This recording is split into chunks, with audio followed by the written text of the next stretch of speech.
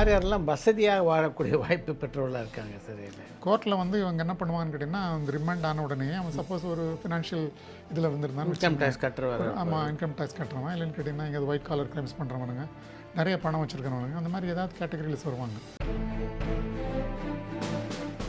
அஃபென்ஸை பொறுத்து கிடையாது அது. ஆனால் ஹீனஸ் அஃபென்ஸ் வந்து பண்ணாங்கன்னா குழந்தைகளுக்கு எதிரான குற்றங்கள் இல்லைன்னு கேட்டிங்கன்னா பெண்களுக்கு எதிரான குற்றங்கள் அது மாதிரி பண்ணவங்களுக்கு கிளாஸ் கொடுக்க மாட்டாங்க. ஜெயில் வந்து ஒன்றும் அவனுக்கு பெரிய கஷ்டம் கிடையாது.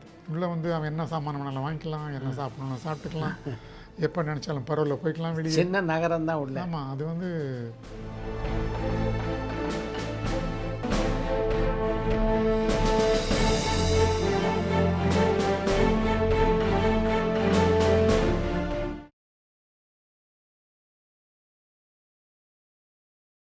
யார் யாரெல்லாம் வசதியாக வாழக்கூடிய வாய்ப்பு பெற்றவர்களாக இருக்காங்க சிறையில்?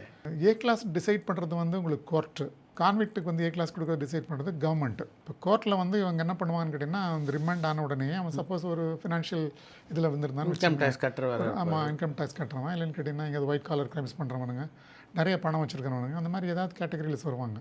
ஈவன் வந்து மர்டர் கேஸில் கூட வந்து வருவானுங்க, அதில் கூட வந்து ஏ கிளாஸ் வாங்க முடியும். அது என்னென்னு கேட்டிங்கன்னா அவனுடைய லைஃப் வந்து உங்களுக்கு வந்து லக்ஸுரியஸ் லைஃப் வாழ்ந்தவனாக இருக்கும், நிறைய வருமானம் இருக்கவனாக இருக்கணும். இன்கம் டேக்ஸை வச்சுட்டு அவனுக்கு எவ்வளோ வருமானம்னு கண்டுபிடிப்பாங்க, அதை வச்சுட்டு கொடுக்குறாங்கன்னு வச்சுக்கோங்க. அஃபென்ஸை பொறுத்து கிடையாது அது. ஆனால் ஹீனஸ் அஃபென்ஸ் வந்து பண்ணாங்கன்னா குழந்தைகளுக்கு எதிரான குற்றங்கள் இல்லைன்னு கேட்டிங்கன்னா பெண்களுக்கு எதிரான குற்றங்கள் அது மாதிரி பண்ணவங்களுக்கு கிளாஸ் கொடுக்க மாட்டாங்க. ஏ கிளாஸ் கொடுக்க மாட்டாங்க. எவ்வளோ வசதியானவங்களாக இருந்தாலும் எவ்வளோ வசதியாக இருந்தாலும் கொடுக்க மாட்டாங்க. ஸோ இந்த இதை வந்து கோர்ட்டுக்கிட்ட இவங்க பெட்டிஷன் ஃபைல் பண்ணுவாங்க லாயர்ஸு. ஜட்ஜு வந்து அதை டிசைட் பண்ணுவார் கொடுக்கணுமா வேணாமா, அதுக்குடைய ஆவணங்கள்லாம் பார்த்துட்டு இந்த remand presence not given a class, அது வந்து எப்படி சொல்லுவாங்க ஸ்பெஷல் கிளாஸ். ஸ்பெஷல் கிளாஸ்க்கு என்னென்னா அந்த ஏ கிளாஸ் ஃபுட் எல்லாமே கான்விக்ட்டுக்கு வந்து கவர்மெண்ட்டு போகும், அது கொடுக்கணுமா வேணாமான்ட்டு கன்சிடர் பண்ண சொல்லி கவர்மெண்ட்டுக்கு ஒரு பெட்டிஷன் கொடுப்பாங்க. கவர்மெண்ட் அதை டிசைட் பண்ணி ஏ கிளாஸ்க்கு அது பண்ணணும். ஸோ ஏ கிளாஸ் பண்ணுவோம். ஏ கிளாஸ்னு டிசைட் பண்ணாங்கன்னா அதுக்கப்புறம் அவங்களுக்கு வந்து மற்ற பிரிசனர்ஸ் கிட்ட இருந்து தனியாக பிரிச்சுடுவோம். ஒரு ஜெயிலில் வந்து 2000 பேர் இருக்காங்கன்னு வச்சுக்கோங்களேன், அதில் ஒரு ஏ கிளாஸ் பிரிசனர்ஸ் ஒரு 20 பேர் தான் இருப்பானுங்க. ஒவ்வொரு செல் கொடுத்துருவோம். செல்லில் கட்டில் மெத்தை கொசுவலை கமௌண்ட் ஸ்டாண்டு ஃபுட்டும் அவங்களுக்கு சேஞ்சு தான். இவங்களுக்கு உள்ள ஃபுட் வேறு அவங்களுக்கு ஃபுட்டு வேறு. அவங்களுக்கு வந்து வீட்டு ப்ளஸ் ரைஸ் ரெண்டும் சேர்ந்து கொடுப்போம் அவங்களுக்கு. இப்போ இவங்களான்னா வெறும் ரைஸ் மட்டும்தான், வீட்னா வீட்டு மட்டும்தான் அவங்களுக்கு. இவங்களுக்கு அப்படி கிடையாது. காலையில் வந்து 250 கிராம் ரைஸ் கொடுத்தாங்கன்னா மீதி இருக்கிற 170 கிராம் வந்து அவங்களுக்கு வீட் கொடுப்போம். அப்புறம் வந்து பால் டீ காஃபி எல்லாமே அவங்களுக்கு இருக்குது. பட் இந்த பிரசன்ஸ்க்கெலாம் அப்போ கிடையாது. இப்போ டீ கொடுக்குறாங்க morning and evening. B class பிரசன்ஸாக இருந்தாங்கன்னா வெறும் காலைல ஒரு கவலை கஞ்சி, சோளக்கஞ்சியாக இருக்கலாம், அல்லது வந்து ராகி கஞ்சி, அது மாதிரி இதை கஞ்சி இருக்கும், ஒரு புளி சட்னி. மதியம் வந்து ஒரு 230 கிராம்ஸ் ஆஃப் ரைஸ், அதை வந்து ஒரு சாப்பாடு. அது வந்து வடித்தோம்னா உங்களுக்கு வந்து கிட்டத்தட்ட வந்து 3.5 டைம்ஸ் வரும். அது ஆமாம், ஒரு 700 கிராம் அப்படி இருக்கும் அது. ஸோ இந்த கிராம் சரியாக இருக்கான்னு டெய்லி வந்து ஜெயில் சூப்பரண்ட் வந்து செக் பண்ணணும். ஒரு 11 மணிக்கு ஒரு ரவுண்ட்ஸ் வருவார். அதுக்குள்ளே அந்த சாப்பாடெல்லாம் அடித்து வச்சுருப்பாங்க. அவர் எது வேணாலும் ரேண்டமாக எடுத்து எடை போட்டு பார்ப்பார். 700 கிராம்ஸ்க்கு முள்ளு கரெக்டாக இருக்கணும். இல்லைன்னு கேட்டால் அந்த அடித்தா பாருங்க அவனை பிடிச்சி செல்லில் போட்டுருவாங்க. ஏன்னா இல்லைன்னா அவன் அந்த மாதிரி பண்ணிவிடுவான். கொஞ்சம் மிச்சப்படுத்தினான்னு வச்சுக்கங்களேன், அவன் யாருக்கா விற்றுருவான். அது அதனால் அது மாதிரிலாம் நடக்கூடாதுன்றக்காக அவங்க வந்து என்ன பண்ணுவாங்கன்னு கேட்டிங்கன்னா அது வந்து பக்காவாக அது இருக்கும். அது ஏன்னா அச்சு தானே அது, அதில் ஒன்றும் பெருசாக ஒன்று மால் ப்ராக்டிஸ் பண்ண முடியாது. அதுக்கப்புறம் உங்களுக்கு வந்து சாம்பார் ஒன்று கொடுப்பாங்க, கொஞ்சம் ஒரு மோருக்கு ஒரு 80 கிராம்ஸ் மில்க் கொடுப்பாங்க, மோர். அப்புறம் ஈவினிங் சாப்பாடு வந்து கடலை உருண்டை இல்லைன்னு கேட்டிங்கன்னா வந்து ஏதாவது சுண்டல், பெங்கால் கிராமில் அந்த மாதிரி சுண்டல் ஏதாவது கொடுப்பாங்க. அப்புறம் ஈவினிங் வந்து ஒரு சாப்பாடு 500 கிராம் ஒரு சாப்பாடு. மீதி இருக்கிற சாப்பாடு வந்து ஒரு 200 கிராம் அரிசி, அதுக்கப்புறம் அதுக்கு ஒரு சாம்பார், அவ்வளோதான். நைட்டு மோர் கிடையாது, அதுக்கு பதிலாக ஒரு சுண்டல் இருக்கும், அவ்வளோதான். அதுதான் அப்போ அந்த காலத்து சாப்பாடு. இப்போல்லாம் சாப்பாடுலாம் வந்து உங்களுக்கு வந்து வெரைட்டிஸ் ஆஃப் ரைஸ். இப்போ மார்னிங் வந்து ஒரு நாள் 2 நாள் பொங்கல், 2 நாள் உப்புமா, இட்லி அதெல்லாம் கொடுக்குறாங்க. இப்போ ரொம்ப மோசமாலாம் இருக்காது. ஏன்னா எல்லாமே உங்களுக்கு வந்து மெஷர்மெண்ட் தானே, அதில் போடுற திங்ஸ் எல்லாம் மெஷர் பண்ணி தானே போடுறாங்க. அதனால் ஓரளவு நல்லா தான் இருக்கும். அது போக வேணான்னா அவன் வந்து இப்போ கேன்டீன் இருக்கு அவனுக்கு உள்ளே. இப்போது அப்படியே அந்த கேன்டீனில் போய் அவன் வந்து வாங்கி சாப்பிட்டுக்கலாம் அவங்க பணம் இருந்ததுன்னா. அதுக்கெல்லாம் ஃபெசிலிட்டிஸ் இப்போ வந்துருக்கு. இப்போ ஜெயில் வந்து ஒன்றும் அவனுக்கு பெரிய கஷ்டம் கிடையாது. உள்ளே வந்து அவன் என்ன சாமான் வேணாலும் வாங்கிக்கலாம், என்ன சாப்பிடணும் சாப்பிட்டுக்கலாம், எப்போ நினச்சாலும் பரவாயில்ல போய்க்கலாம், வெளியே சின்ன நகரம் தான் உள்ள. ஆமாம், அது வந்து வேறு மாதிரி ஆகிடுச்சு உங்களுக்கு ஜெயில். இப்போ எங்கள் பேரில் இருக்கிற ஜெயில்னால் ஜெயில் உண்மையாலும் ஜெயில். ஏன்னா அது வந்து அந்த சாப்பாடே பனிஷ்மெண்ட் தான். நாங்கள் வந்து ஜாயின் பண்ணும்போது பார்த்திங்கன்னா சோளம் தான் ஜாஸ்தியாக, இங்கே சோளக்களி தான், அரை சோளக்களி. அது சொன்னால் ஒரு பெரிய கேக், ஆஃப் கேக் அதான் அவனுக்கு சொலக்களி. அந்த குழம்பு வந்து தண்ணி மாதிரி இருக்கும் அந்த குழம்பு. ஜெயிலுக்குள்ளேயே விளைவிக்கிற அந்த முள்ளங்கி தண்டு, அப்புறம் வந்து இந்த கீரை, தண்டு கீரை, இது மாதிரி ஜெயிலுக்குள்ளேயே விளைவிக்கிற காய்கறி தான். அந்த காய்கறியை போட்டு சாம்பார் வச்சு அது மேலே ஊற்றிடுவாங்க, அவ்வளோதான். இவனுங்க என்ன பண்ணுவானுங்க, அதை கீழே முடிஞ்ச வரைக்கும் அதை வந்து கொஞ்சம் சாப்பிட்டுட்டு, சாப்பிட முடியாது அது ஏன்னு கேட்டிங்கன்னா, இந்த களியை என்ன பண்ணுவானுங்க, க்ளீன்லாம் பண்ண மாட்டானுங்க. அப்போ பிரிட்டிஷ் பீரியடில் அந்த பீரியடில் வருது, க்ளீன் பண்ண மாட்டானுங்க. அவங்களோட ஐடியா என்னென்னு கேட்டிங்கன்னா, இவன் மொத்தத்தையும் கன்சியூம் பண்ணக்கூடாது. சாப்பிட்டானா திமிராயிடுவான். மொத்தம் நல்லா சாப்பிட்டானா, ஏன்னா இது வந்து உங்களுக்கு நியூட்ரிஷன் டயட் இல்லையா. ஸோ இது நல்லா சாப்பிட்டானா அவன் வந்து நெஞ்சை நிமித்திட்டு நடப்பான். அவன் வந்து சண்டைக்கு வருவான், அது வருவான், இது வருவான். இப்போ நியூட்ரிஷன் டயட்டாக இருக்கணும், பட் அவன் சாப்பிடக்கூடாது. அவன் கான்செப்ட் அது. அவன் அது மாதிரி கொடுப்பானுங்க. இவன் என்ன பண்ணுவான்னு கேட்டிங்கன்னா, அந்த மோரில் ஊற்றி, வெண்ணெய் எடுக்காத மோர் அது, டேஸ்ட்டாக தான் இருக்கும் அந்த மோர். நல்லா வந்து அதை வந்து கரைச்சி, தண்ணி ஊற்றி கரைச்சிட்டு அப்படியே இது பண்ணி அப்படியே குடிச்சிடுவான். மீதி கல்லை தூக்கி கீழே போட்டுருவான். அதில் ஒரு அரை தான் உள்ளே போகும், மீதி அரை கொட்டிடுவான் கொண்டு போய். அப்படி தான் இருந்தது சாப்பாடு அப்போ அந்த காலத்தில். இப்போல்லாம் சாப்பாடெலாம் வந்து உங்களுக்கு வந்து ஃபஸ்ட் கிளாஸ் சாப்பாடு, நல்ல சாப்பாடு. இப்போல்லாம் மார்னிங் டீ, ஈவினிங் டீ, சுண்டல், இல்லைன்னு கேட்டிங்கன்னா வேர்க்கடலை, வெல்லம் எல்லாமே கொடுக்குறாங்க அவங்க. உள்ளே இருக்க கேன்டீனில் என்னெல்லாம் கிடைக்கும் சாப்பாடு? கேன்டீனில் வந்து அவனுக்கு வந்து முதல்ல வந்து சாதாரண இப்போ பேஸ்ட்டு, ப்ரஷ்ஷு, சோப்பு அதெல்லாம் கொடுப்பாங்க. அதெல்லாம் வந்து உள்ளே வந்து ஸ்நாக்ஸ் எல்லாம் கிடைக்கும் உங்களுக்கு. காலையில் இட்லி போடுவானுங்க, அதெல்லாம் கூட போடுவானுங்க கேன்டீன். அங்கே ஏன்னா அது அவங்களே ரன் பண்ணுறது தானே. அங்கே அது வார்டர்ஸுக்கு வந்து கொடுத்துருவாங்க. அந்த கேன்டீன் வந்து ஒருத்தன் பார்ப்பாங்க, இன்சார்ஜ் பார்ப்பாங்க. அவன் வந்து அது வியாபாரம் பண்ணுறதுக்காக அவன் என்ன வேணாலும் கொண்டு வருவான். பட் அது வந்து தயார் பண்ணுறது உள்ளே தயார் பண்ணணும், அவ்வளோதான். வெளியே தயார் பண்ணி எடுத்து வரக்கூடாது. சூப்பராக இருக்கும்போது வந்து நான் சாப்பிட்டே ஆகணும். அது என்னன்னு கேட்டிங்கன்னா, டெஸ்ட்டுக்கு எங்கிட்ட வரும். இந்த சாப்பாடெலாம் செஞ்சதுக்கப்புறம் ஆஸ் அ சூப்பர்னட் வந்து நான் அதை பார்க்கணும், அதை எப்படி இருக்குது டேஸ்ட்டு. ஆமாம். அப்போ வந்து எனக்கு வந்து ஒரு தட்டில் வந்து இன்றைக்கி கொடுக்குற சாப்பாடு, இன்றைக்கி ஒரு பொரியல், சாம்பார், மோர் எல்லாத்தையும் எடுத்துகிட்டு வருவாங்க. ஒரு ஸ்பூன் வச்சுட்டு மூடி எடுத்துகிட்டு வந்து இப்போ நான் வந்து சாப்பிட்டுட்டு ஓகே சொல்லி அந்த புக்கில் ஒரு கையெழுத்து போட்டதுக்கு அப்புறம் தான் இது டிஸ்ட்ரிபியூஷன் ஆகும். எல்லாத்துக்கும் சர்வ் பண்ண முடியாது. நீங்கள் நான் சாப்பிட்டதுக்கப்புறம் தான் வந்து உள்ள ஜெயில் ஃபுல்லாக அது சர்வ் ஆகும். அப்போ சாப்பிட்ருக்கேன் அது. பட் ஜென்ரலாக போய் சாப்பிட்டது கிடையாது. இவங்களுக்குள்ளே இது மாதிரி கேன்டீன்லாம் வாங்குறதுக்கு பணம் எங்கேருந்து வருது? பணம் வந்து அவங்க வந்து வீட்டிலேருந்து தெரிவிக்கலாம் பணத்தை. அவனுடைய கணக்கில் அக்கௌண்ட்டில் வச்சுக்கலாம், அஃபிஷியலாகவே வச்சுக்கலாம். பட் என்னன்னு கேட்டால் ரெஸ்ட்ரிக்ஷன் இருக்காது. அது வந்து உங்களுக்கு வந்து ஒரு வாரத்தில் ஒரு 400 ரூபா செலவு பண்ணால் 400 ரூபா தான் செலவு பண்ண முடியும். இஷ்டத்துக்குலாம் செலவு பண்ண முடியாது. அவனுக்கு தேவையான பொருளை வாங்கிக்கலாம். அது வந்து உங்களுக்கு வந்து கேட்டகரி தகுந்த மாதிரி. இப்போ ஏ கிளாஸ் பிரிசனஸாக இருந்ததுன்னா 400 ரூபாய்க்கு வாங்கிக்கலாம், பி கிளாஸ் பிரிசனஸ் இருந்தால் 100 ரூபாய்க்கு வாங்கிக்கலாம்.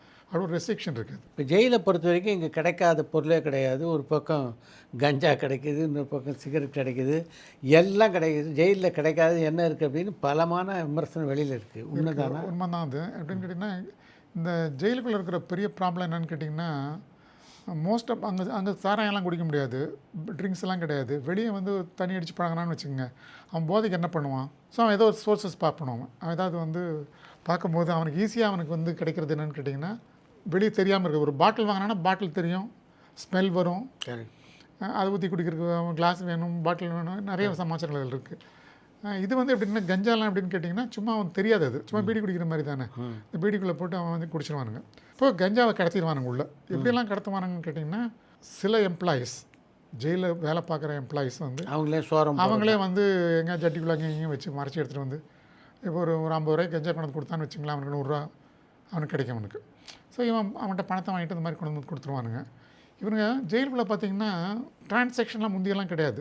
நிறைய பேர் வெளியே போயிட்டு வரலாம் மாட்டாங்க. இப்போ எப்படி கேட்டிங்கன்னா, ஒரு நாளைக்கு ஒரு 200 பேர் 300 பேர் சென்ட்ரல் ஜெயிலில் இருந்தால் 500லேருந்து 800 பேர் வரைக்கும் டெய்லி வெளியே போகிறான் கோர்ட்டுக்கு. ஜெயில் பாப்புலேஷன் எடுத்திங்கன்னு கேட்டிங்கன்னா கிட்டத்தட்ட வந்து ஒரு 21,000 பேர் வந்து இன்றைக்கி ஜெயிலுக்குள்ளே இருக்கானுங்க த்ரூஅவுட் தமிழ்நாடு. இப்போ நீங்கள் இந்தியா லெவலில் எடுத்துக்கிட்டிங்கன்னா 5,56,000 பேர் இருக்கானுங்க இன்றைக்கி பிரிசனஸ் இந்த தேதியில்.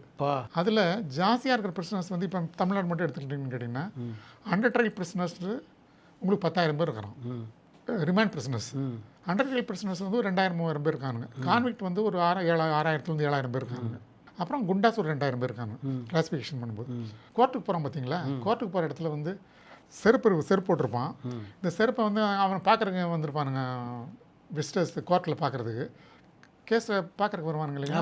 அவன் ஃப்ரெண்ட்ஸ் வந்து செருப்பை தள்ளி விட்டானா அவன் இந்த செருப்பு மாட்டிக்குவான், அந்த செருப்பு மாட்டிக்குவான். செருப்புக்குள்ளே பார்த்தீங்கன்னா பிரிச்சிங்கன்னா ஃபுல்லாக கஞ்சா இருக்கும். அப்புறம் வந்து நான் ஏதாவது திங்ஸ் கொடுக்குறேன் சார் அப்படின்னு சொல்லிவிட்டு அவன் ஏதாவது ஃப்ரூட்ஸு கிட்ஸு ப்ரெட்டு பிஸ்கட் அதில் எல்லாத்தையும் வந்து கஞ்சா நிறச்சிட்டு மேலேயும் கீழே பிஸ்கெட்டை வச்சுட்டு கொடுத்துருவான். பவுடர் கொடுத்துருவான்னு வச்சுக்கோங்க. பவுடரில் கீழே வந்து போதை பவுடர் உள்ளே வச்சுட்டு மேலே வந்து டால்கம் பவுடர் வச்சு அதை அப்படியே சீலே உடைக்காத மாதிரி கையில் கொடுத்துருவான். நம்ம அதை குத்தி உடச்சி பார்த்திங்கன்னா பவுடர் தான் வரும். அவனுக்கு மட்டும்தான் போதை பவுடர் வரும். பை எடுத்துகிட்டு வருவான். பை நனைஞ்சிருக்கும். பையில் வந்து எல்லாத்தையும் வந்து இந்த பவுடரை வந்து நினச்சி தள்ளி விட்டான்னா அவங்களுக்கு எல்லாமே ஒட்டிக்கும். அது வந்து அதை காய வச்சு அந்த பவுடர் முழுசும் ரிமூவ் பண்ணி எடுத்துருவான். ஒரு பையை கொடுப்பானுங்க. அந்த பைக்குள்ள 2 மூங்கில் மாதிரி வச்சுட்டு பிடிச்சிட்டு வருவான் பாருங்கள். அந்த மூங்கில் முழுசும் வந்து பவுடர் நினச்சிருவான். அப்பா எப்படி கண்டுபிடிப்பீங்க? அதெல்லாமல் இந்த போதைப் பொருள்லாம் வந்து உங்களுக்கு பார்த்தீங்கன்னு கேட்டிங்கன்னா இந்த பவுடர் அஜீஸ் பவுடர் என்னமோ பவுடர் அதை என்ன பண்ணுவானுங்க கேட்டிங்கன்னா அது பிளாஸ்டிக் பேப்பரில் சுற்றி ஹேர்னஸில் உள்ள போயிட்டு சொல்லிடுவானுங்க. அங்கே போய் வெளியே உள்ளே வந்ததுக்கப்புறம் எடுத்துருவானுங்க. இதை நீங்கள் இத்தனையும் வந்து ஒரு ஆளை வந்து ஒரு நாளைக்கு வந்து ஒரு 700 பேர் 800 பேர் டிரான்சாக்ஷன் இந்த கேட் மேலே போகணும் வரணும். இவன் 800 பேர் கோர்ட்டுக்கு போகணும், 800 பேர் திரும்பி சாயந்தரம் வந்துடுவான். இவன் இத்தனை பேரையும் எவ்வளோ பேர் செக் பண்ண முடியும்?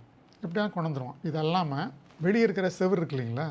இப்போல்லாம் முந்தியெல்லாம் வந்து எப்படின்னு கேட்டிங்கன்னா ஜெயிலிருந்து 2 கிலோமீட்டர் தள்ளி தான் எந்த ஒரு பில்டிங் இருக்கணும். ஆமாம், அப்படி இருந்துச்சு. அப்போ பக்கத்துலேயே இப்போ ஜெயிலோட ஒட்டினதையே வீடுங்க வந்துருச்சு. ஸோ என்ன பண்ணுறானுங்க, வெளியிருந்து அந்த வால்க்கு வெளியே வரான் பார்த்தீங்களா, அவன் என்ன பண்ணுறான், இந்த போஸ்ட்டில் அடிடா அப்படின்னு சொல்லுவான். அந்த போஸ்ட்லேருந்து ஒரு பந்து எடுத்து வீசுவான் உள்ளே. கரெக்டாக அந்த ஒரு பாயிண்ட்லாம் வச்சுருப்பானுங்க. ஏன்னா ஜெயிலுக்குள்ளேருந்து வெளியே போகிறவன் தானே, அவன் தான் அடிக்க போகிறவன். அவனுக்கு தெரியும் எந்த இடத்துல அடித்தவனே எங்கே விழுகுன்ட்டு. 11 மணிக்கு அடிடான்னா 11 மணிக்கு அங்கேருந்து அப்படியே போகிற மாதிரி சைக்கிளில் போகிற மாதிரி போயிட்டு அங்கே நின்னொன்று டக்குன்னு வீசினா மறுபடியும் போயிட்டே இருப்பான். இதை வந்து மேலே இருக்கிற வாட்ச் சென்ட்ரி கூட பார்க்க முடியாது. ஏன்னா அதுக்கு ஃப்ராக்ஷன் ஆஃப் செகண்ட் போதும். அதுக்கு இவன் நின்று அந்த பதத்துக்கு வெளியே வீசிட்டு அவன் போகிறதுக்கு போதும். மெட்ராஸ்லாம் ரொம்ப ஈஸி. மெட்ராஸில் என்ன பண்ணுவான்னு கேட்டிங்கன்னா இந்த ட்ரெயின் போகுது பாருங்கள், ட்ராக் பக்கத்தில் தான் ஜெயில். அது என்ன பண்ணுவான்னு கேட்டிங்கன்னா இங்கேருந்து அந்த வண்டியில் ஏறிட்டு போகும்போதே அப்படி தூக்கி வீசினா அந்த மரத்தில் போய் கீழே விழுகும். கரெக்டாக அந்த டைமுக்கு 11 மணினா 11 மணிக்கு அங்கே 2 பேர் உட்காந்துருப்பானுங்க கேட்ச் பண்ணுறதுக்கு. கேட்ச் பண்ண உடனே டக்குன்னு எடுத்துருவானுங்க. அதை எடுத்தானா அது ஒரு 2 மினிட்ஸ்க்குள்ளே வந்து அது எங்கே போயிட்டுன்னு சொல்ல முடியாது. 200 பேத்துக்குள்ளே யார் இருக்குன்னு சொல்ல முடியாது. டிஸ்ட்ரிபியூட் ஆகிடும். வீசின பந்து வந்து யார் கையில் இருக்குன்னு யாராலையும் சொல்ல முடியாது. யாரை போய் சர்ச் பண்ணுவீங்க? அந்த கேட்டில் ஒரு வார்டர் இருப்பான். ஏன்னா அது உளுந்து ஓடி வருவான். அந்த வார்டரு வந்து பார்த்தா என்னடா அதுக்குள்ளே அது பாஸ் பண்ணிவிடுவானுங்க. அது எங்கேயோ போயிடும். அது சில நேரம் அந்த பிளாக் விட்டு பிளாக்கே போயிடும். அது எப்படி பிடிப்பீங்க நீங்கள்? ஸோ எப்படியா இருந்தாலும் கொண்டு வந்துடுமா. இது வந்து இந்த ஒரு ஜெயில் மட்டும் கிடையாது, உலகம் முழுசும் இருக்கிற ஜெயில் முழுசும் இது. உலகம் முழுசும் போதை இல்லாத ஜெயிலே இல்லை. பட் சரி செய்ய வழியே இல்லையா? இல்லை, அது அவங்களாம் திருந்தணும். அவங்களாம் வந்து இந்த இதெல்லாம் பண்ணக்கூடாதுன்னு சொல்லி அதுக்கு நாங்கள் நிறைய ரெஸ்ட்ரிக்ஷன் வச்சுருக்கிறோம். இப்போ ஆக்சுவலாக பார்த்திங்கன்னா நான் வந்து மெட்ராஸ் ஜெயில் சூப்பரண்டாக இருக்கும்போது ஒரு டி அடிக்ஷன் சென்டர் ஒன்று ஓப்பன் பண்ணேன். எவன்லாம் இந்த கஞ்சா பழக்கிறவங்க அவனையெல்லாம் பிடிச்சி கொண்டு போய் அந்த டி அடிக்ஷன் சென்டரில் போட்டு அவனுக்கு வந்து டெய்லி வந்து லெக்சர் கொடுக்குறது, அவனை வந்து வெளியிருந்து ஆட்களை கூட்டிகிட்டு வந்து அவனுக்கு வந்து அறிவுரை சொல்கிறது, அப்புறம் அவன் டாக்டர்ஸ் எல்லாம் கூட்டிகிட்டு வந்து இது என்னால் வர தீங்குகளை பற்றி விளக்கி சொல்கிறது, டெய்லி அவனுக்கு நல்ல ஒரு டயட் கொடுக்குறது, அவன் நல்ல இதெல்லாம் சொல்லி அவனை வந்து ஒரு ப்ளசண்ட்டான மூடில் அவனை கொண்டு வந்து வைக்க வைக்கிறது. இப்படியெல்லாம் வந்து நிறைய வந்து ப்ரோக்ராம்ஸ் ஃபிக்ஸ் பண்ணி அந்த டி அடிக்ஷன் சொன்னால் வச்சோம். பட் அவனுங்க என்ன பண்ணுறானுங்க, அவனுக்கு அந்த போதை கிடைக்கலன்னு ஒன்று மறுபடியும் திருப்பி அவனுக்கு வந்து அங்கே கொதிப்படைஞ்சிடறானுங்க.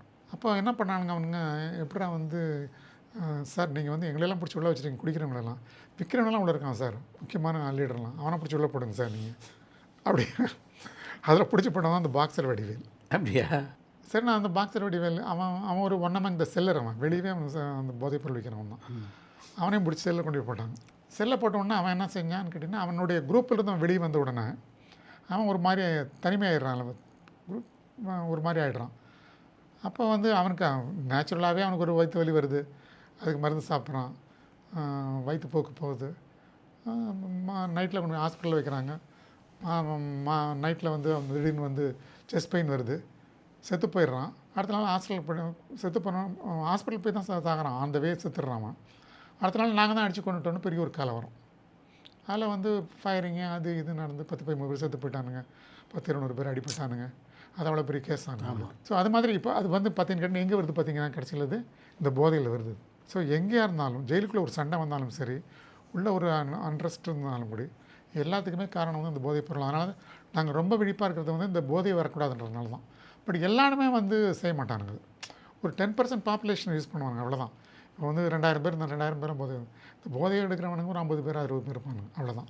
அவனுக்கு அது கிடைக்கும்போது சும்மா இவன்கிட்ட ஒரு தம் அடிச்சுப்பார், அப்படி நல்லாயிருக்கும் அப்படிமா அவன் அப்படி அடிச்சு பழைக்கிறது தான். அவன் சிறைக்குள்ளே புதிதாக வர்ற கைதிகளுக்கு வந்து நிறைய பிரச்சனைகள் இருக்குன்றாங்க, உண்மைதானே? அது மேக்ஸிமம் வந்து உங்களுக்கு வந்து அதுக்கு வந்து வழிகள் இப்போ கிடையாது.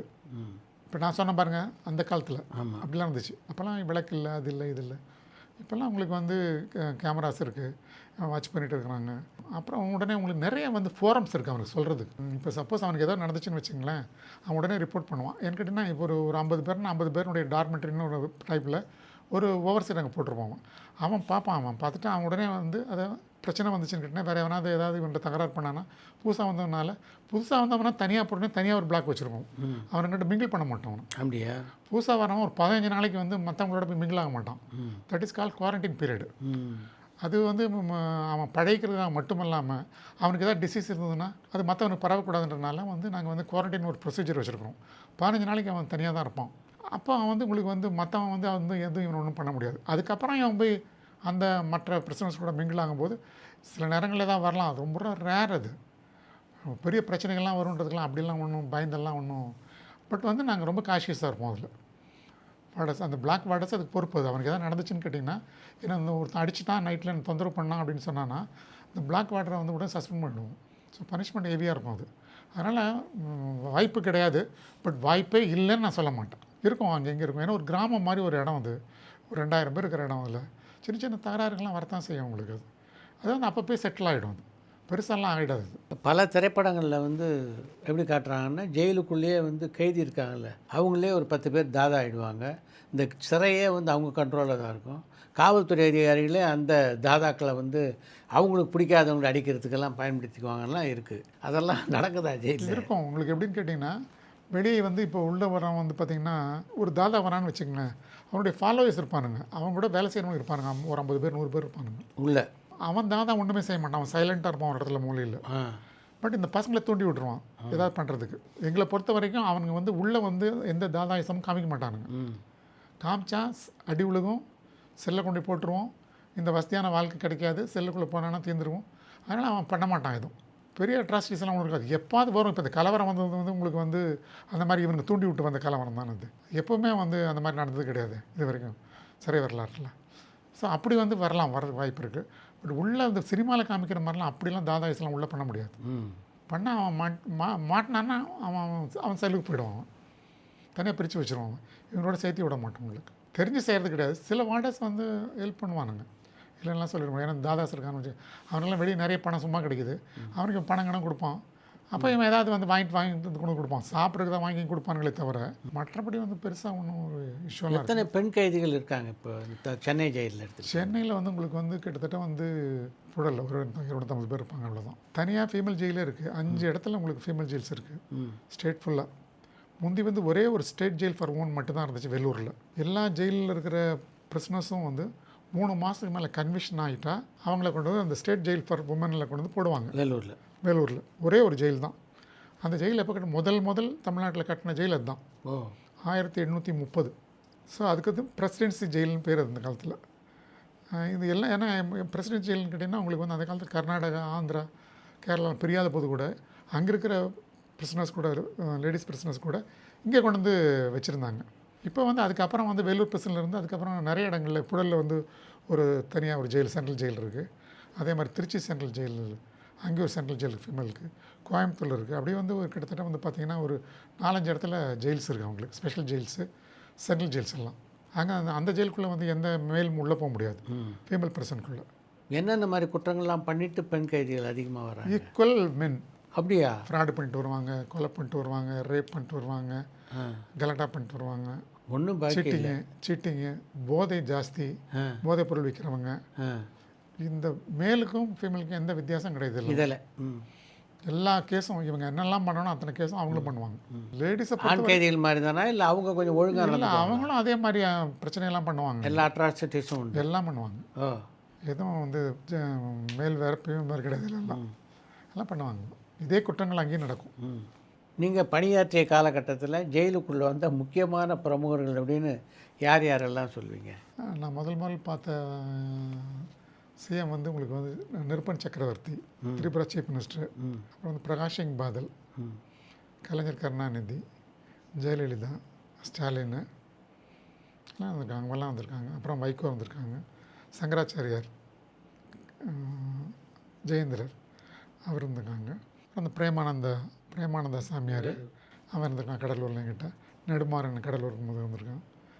கடலூர் இருக்கும்போது ஜெயேந்திரர் சிறையில் இருந்தபோது எப்படி அவருடைய நாட்கள் கழிந்தது? ஆக்சுவலாக அவர் வந்து உங்களுக்கு வந்து மேக்ஸிமம் டைம் வந்து ப்ரே பண்ணிகிட்டே இருப்பார். ப்ரேயர் தான் அவங்க வந்து எப்பவுமே உட்காந்து பூஜை பண்ணிகிட்டு இருப்பாங்க. ஜெயில் சாப்பாடுக்கெல்லாம் அவர் வந்து அடாப்ட் ஆகிட்டார். பட் என்னன்னு கேட்டிங்கன்னா உங்களுக்கு வந்து இந்த சாப்பாடு அவர் சாப்பிட முடியாது, ஏன்னா அவருடைய சாப்பாடு வேறு. பட் வந்து இந்த எங்களுக்கு வந்து ப்ரொவிஷன் ஒன்று என்னென்னு கேட்டிங்கன்னா, இந்த காசில் இதுக்கு என்ன செலவாகுதோ அந்த பணத்தில் அவங்க என்ன கேட்குறாங்கன்னு செஞ்சு கொடுத்துடலாம். அவங்களுக்கு அந்த அவங்க அந்த பழக்கத்தில் இருந்தவங்களால தான். ஜெயேந்திர பொறுத்தவருடைய சாப்பாடு மார்னிங் ஒரு டம்ளர் கஞ்சி குடிப்பார், ராகி கஞ்சி. ஸோ ராகி கஞ்சி நாங்கள் வைக்கிறது இல்லை, அதனால் வந்து மாவு வாங்கிட்டு வந்து கொஞ்சம் ராகி போட்டு கஞ்சி காய்ச்சி அவர் கொடுத்துருவோம் நாங்கள். அவருக்கு காலையில் வந்து பொங்கலோ இட்லியோ கொடுக்க மாட்டோம். இது வந்து சாப்பிட்டுக்குவார், அவ்வளோதான். அதுக்கப்புறம் மதியானம் வந்து பார்த்திங்கன்னா சாதம், காய்கறிகள்லாம் எதுவும் சாப்பிட மாட்டார். சும்மா வந்து எலுமிச்சம்பழம் சாதம், இல்லைன்னு கேட்டிங்கன்னா தயிர் சாதம், அது மாதிரி ஒரு சாதம், அவ்வளோதான் மதியானம். ஈவினிங் வந்து ஒரு சப்பாத்தியோ ஒரு பூரியோ வந்து ஒரு 2-3 பூரி ஒரு அரை டம்ளர் பால் கொடுப்போம், அதில் போட்டு நினச்சி சாப்பிட்ருவார். அவ்வளோதான் அவர் சாப்பாடு. அதுக்கப்புறம் எதுவும் சாப்பிட மாட்டார். அவங்க வீட்டில் இருந்து எதாவது வந்துச்சு, அவங்க மடத்துலேருந்து எதாவது வந்துச்சுன்னா ஃப்ரூட்ஸ் எதாவது கொண்டு வந்தாங்கன்னா ஒரு ஆப்பிள், ஒரு 1/2 ஆப்பிள் சாப்பிடுவார் ஒரு நாளைக்கு. கொஞ்சம் வந்து அந்த நட்ஸ் கிட்ஸ் கையில் வச்சுருப்பார், ரொம்ப பச்சைனா சாப்பிட்றது. அவ்வளோதான். எத்தனை நாட்கள் அவர் இருந்தார் சரியில்லை? ஒரு 2 மாதம் மேலே இருந்தார், 3 மாதம் இருந்தார். செல்லுக்குள்ளேயே எல்லாம் ப்ரொவிஷன் இருக்குது, டாய்லெட்லாம் அதுக்குள்ளேயே இருக்குது. வெளியே வந்தோம்னா உங்களுக்கு வந்து நான் சொன்ன மாதிரி அது வந்து ஒரு முற்றம் தானே. அது முற்றத்தில் முன்னால் ஒரு தொட்டி இருக்குது, அங்கே தண்ணி வரும், அங்கே குளிச்சிருவார். வந்து குளிச்சு பூஜை அங்கே பெரியவா வச்சுட்டு பூஜை பண்ணிட்டு உட்காந்துருப்பார். அப்புறம் காலையில் இன்டர்வியூ வரும், அவருக்கு இன்டர்வியூ பார்க்க போடுவாங்க, லாயர்ஸ் வருவாங்க. அவங்க போய்ட்டு அவங்க வந்து இந்த கேஸ் சம்மந்தமாக எதாவது டிஸ்கஸ் பண்ணிட்டு அவர் வந்து மறுபடியும் சாப்பிட்டுட்டு மறுபடியும் நேரம் படுப்பார். அவ்வளோதான்.